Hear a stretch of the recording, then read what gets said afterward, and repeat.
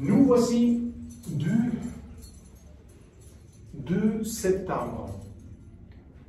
Le temps se passe très vite et petit à petit, vous commencez à revenir au travail, à la vie quotidienne, à l'université.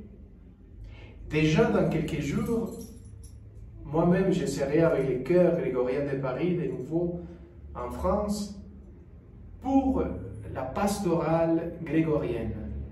Moi, j'aime bien l'appeler comme ça, une pastorale grégorienne, c'est-à-dire faire du chant grégorien la source de l'spiritualité pour vivre cette spiritualité du chant grégorien, expérimenter l'action transformatrice de Dieu par la musique. Saint Paul disait, la traduction de la Vulgate, disait dans le chapitre 10 de la lettre aux Romains, disait « La foi rentre par l'oreille ». Et ça, c'est vrai. La foi rentre aussi par l'écoute. Et je suis convaincu que la musique fait un travail extraordinaire par la grâce de l'Esprit Saint.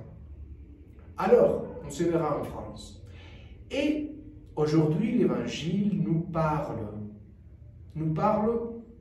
de l'expérience qu'a eu Jésus, qui est allé chez lui, dans son village, Nazareth, là où il avait grandi, là où il était sa maman, là où il avait été son papa.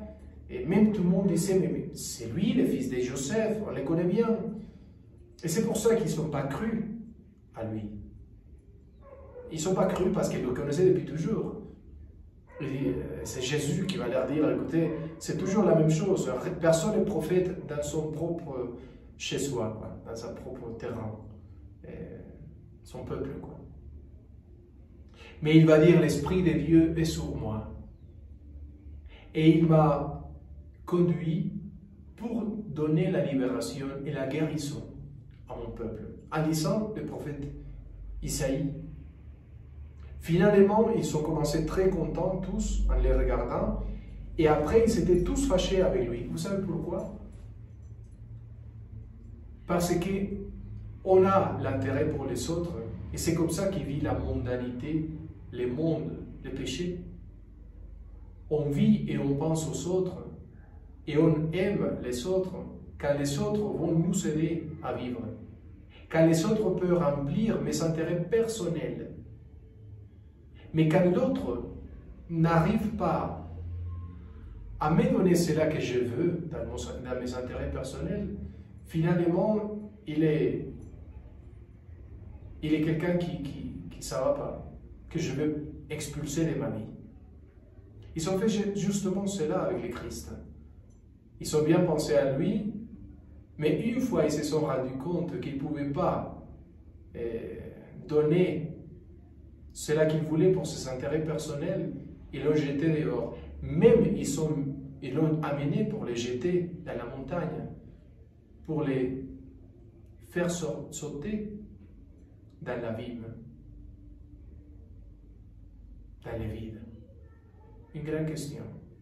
Est-ce que vous voulez aussi chasser le Christ de votre vie? Ou vous voulez plutôt qu'il rentre dans votre cœur et vous remplisse avec sa présence et son amour? Est-ce que vous voulez jeter dehors l'ennemi, comme le défénétrer de votre vie, ou plutôt le laisser travailler, agir et vous transformer? Ne cherchez pas le Christ pour vos intérêts personnels égoïstes. Cherchez-le parce qu'il est capable de vous donner le ciel et le bonheur de la vie éternelle et vous transformer, vous sauver. C'est quoi quelqu'un qui est sauvé par le Christ? Quelqu'un qui est transformé par lui-même, à quelqu'un qui se rassemble au Christ lui-même.